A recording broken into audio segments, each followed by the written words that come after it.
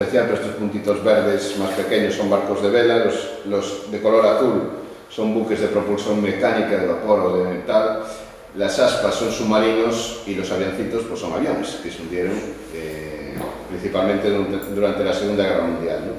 Los aviones son aviones derribados. Bien, tanto tráfico pues ha generado eso, una realidad que está bajo las aguas, que hoy conocemos, que hoy sabemos, que hoy podríamos estudiar, que podríamos rentabilizar, que le podríamos sacar un partido, pero que sin embargo no llevamos a cabo, ¿no? Todos estos naufragios en Galicia pues tienen su plasmación en nuestra ría, en el seno de Corcubión. Durante años, ya lo dijeron ahí, hemos estado trabajando, hemos estado localizando, hemos estado estudiando y hemos localizado pues muchísimos naufragios, muchísimos elementos de interés patrimonial y hemos estado documentándolos de forma, vamos, históricamente. El Carrumeiro, que es donde nos vamos a centrar, está aquí, pero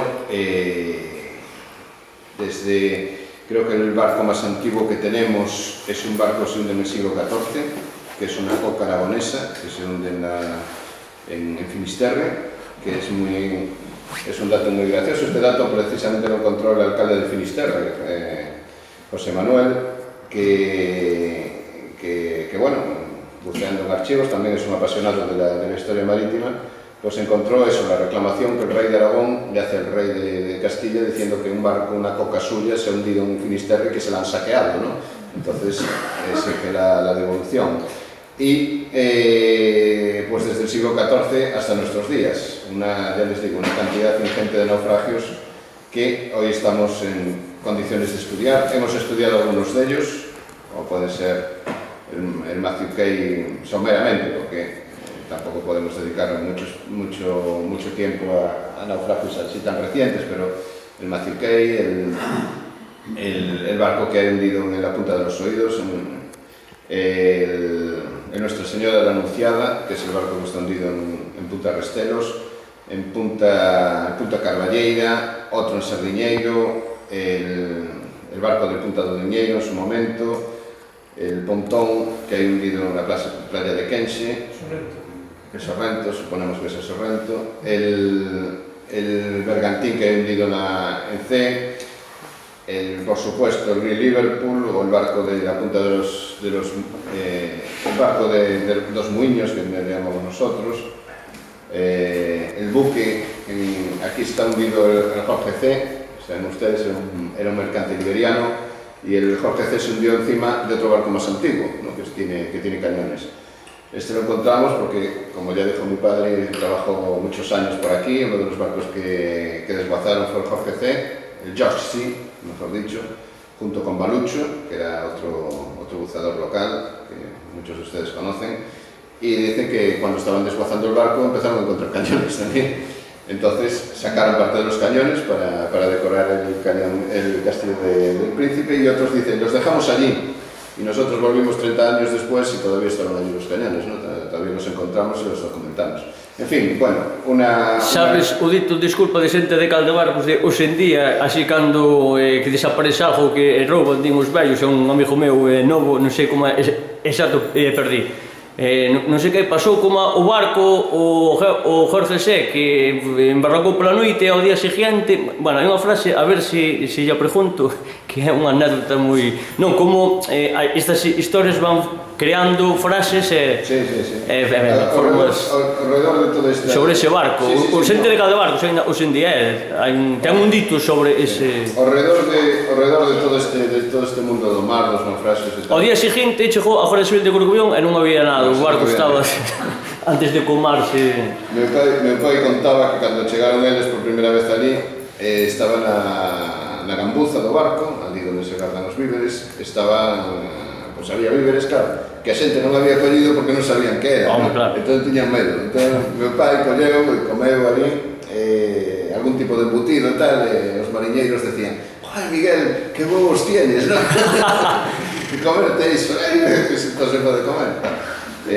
Sí, se crea un folclore, una historia todo alrededor de este tipo de que es cultura, a fin de cuentas, ¿no? Sí, no, é unha frase. A ver, é na de preguntar, xa che direi... Pues estaré muy interesado en escucharlo. Y cancións tamén. Sí, cancións tamén, sí, sí.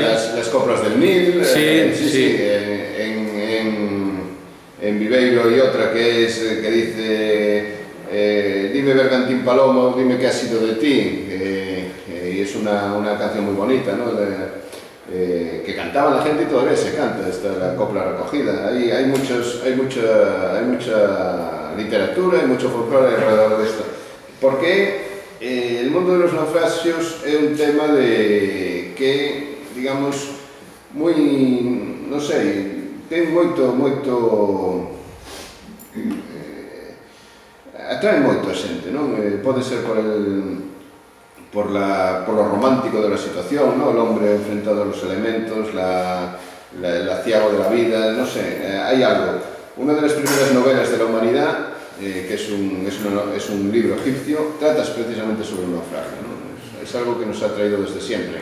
La historia de Odiseo, de Ulises, es la historia de una sucesión de naufragios.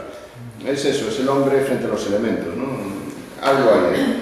Bueno, quizás de todos estos naufragios que conocemos, lo más espectacular que hay aquí, que en muy pocas o prácticamente ningún otro lugar del mundo existe, y es algo que nos debería de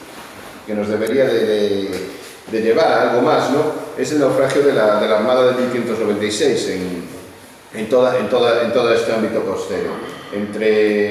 Aproximadamente entre Finisterre y Corcubión, en toda esta zona, el 28 de octubre de 1596, por la noche se hunden alrededor entre 25 y 30 buques de una armada española, se hunden uno tras otro contra la costa, ¿no? Tenemos el relato, hemos recogido durante estos años que hemos estado investigando, pues el relato, por ejemplo, de algunos barcos, de cómo se hunde toda esta flota, de cómo es el salvamento, de cómo la gente desesperada, de las miles de muertos que hubo alrededor de 2000 fallecidos. Y bien, y todos estos buques, pues muchos de ellos son los que hemos estado estudiando y sobre los que hemos trabajado, ¿no? Vuelvo a repetir, es lógico que estos naufragios se produzcan en esta zona, y es precisamente por eso, por lo que les vengo diciendo a lo largo de toda la charla. Estamos frente a una ruta de comunicación muy importante y es lógico, por lo tanto, que se produzcan estos naufragios. Esto es la Armada de 1596, fondeada en Lisboa antes de su partida, ¿no? Y es el dibujo que hace Pedro de Ibella, que es el dueño del galeón San Jerónimo, el que tenemos hundido en Cabo C, en la punta del medio, ¿no? Este señor era el almirante de la escuadra ragusana, y establece un plan de defensa de la Armada en Lisboa y hace este dibujo de la Armada fondeada en Lisboa. Esto sería donde hoy está la Praza do Comercio, en Lisboa, y ven ustedes aquí los tercios, ¿no? Haciendo las maniobras. Están ahí en formación, están haciendo maniobra de combate, creo que aquí hay otro, y un dibujo excepcional. Bien, de esta Armada tenemos una cantidad inmensa de materiales, de restos arqueológicos en el fondo, que en fin, que no entiendo por qué están allí. En Viveiro hubo estos días una conferencia y le preguntaba, bueno, ¿cuál es la explicación para que no se... Teniendo esto aquí, cosa que en cualquier otro lugar del mundo, esto sería, vamos, tendríamos el mejor museo de Europa, sin duda, en arqueología marítima. Actualmente, ¿cómo es posible que aquí en Galicia, en España, esto no seamos capaces de sacar adelante? Bueno, nadie es capaz de dar una explicación. Ya no sabemos si es incultura general, desidia absoluta, falta de ganas de nada... País mesetero, somos un país mesetero, a pesar da historia, non hai máis. No sé, es incomprensible, ¿no? Probablemente sea nuestro autoodio, ¿no? Que nos tenemos, el pensar que no tenemos nada, no valemos para nada, no servimos para nada, nada de lo que tenemos vale la pena. Tiene que ser algo así, porque, les vuelvo a repetir, esto es un Altamira. Quiero decir, esto no es una cosa de un loco, ¿no? De tal, pero aquí debe ser cosa de eso, de nuestro propio autoodio, que estamos convencidos de que no valemos para nada, por lo tanto, nada de lo que tenemos vale la pena, y entonces dejamos pasar cosas como esta, que en cualquier otro país de Europa, por supuesto, estaría a ser una pieza central de un museo, ¿no? Esta tontería que ven sosteniendo aquí esta chica, esto es ahí en Sarmiento, vamos. Esto es un casco, ¿no?, de infantería, como este que lleva esta Arcabucero, ¿no? Es otro exactamente igual.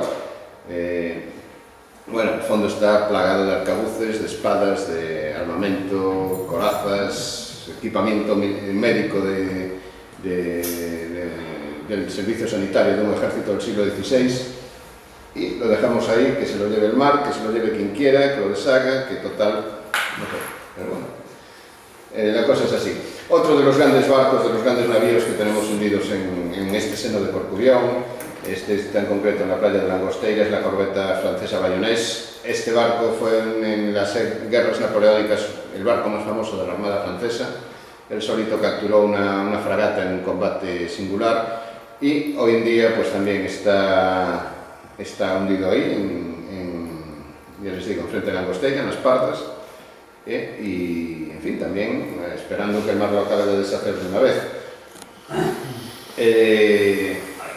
Otro de los grandes naufragios que tenemos ahí en el seno es el Great Liverpool, un barco magnífico, uno de los primeros buques a vapor de la historia, el primer barco, que es curioso, ¿no?, simpática la anécdota, ¿no?, de 2 chimeneas que ha cruzado el Atlántico. Era un barco de paletas, ya ven ustedes, un barco construido en madera, siendo de vapor. Bien, el barco más lujoso de su momento sería, digamos, por poner un ejemplo tonto, sería el Titanic de su época, ¿no? Los ingleses le llamaban el majestuoso Great Liverpool, ¿no?, era un barco famosísimo. La compañía esa que aún existe. Sí, de la P&O, de la Peninsular Oriental Steam Ship Company. Hacía la ruta de Alejandría y es también uno de los grandes ejemplos de la navegación en su momento. Este buque, si cogen ustedes cualquier libro que hable, libro de historia marítima que hable de la transición de la vela al vapor, este normalmente es uno de los barcos que se pone de ejemplo en cualquier libro, ¿no? Acaba de salir ahora publicado precisamente una historia de la P&O, y sale este barco, claro, porque los investigadores descubrieron que habíamos estado trabajando en él, entonces nos pidieron las fotografías, porque claro, ha sido todo un hallazgo, ¿no?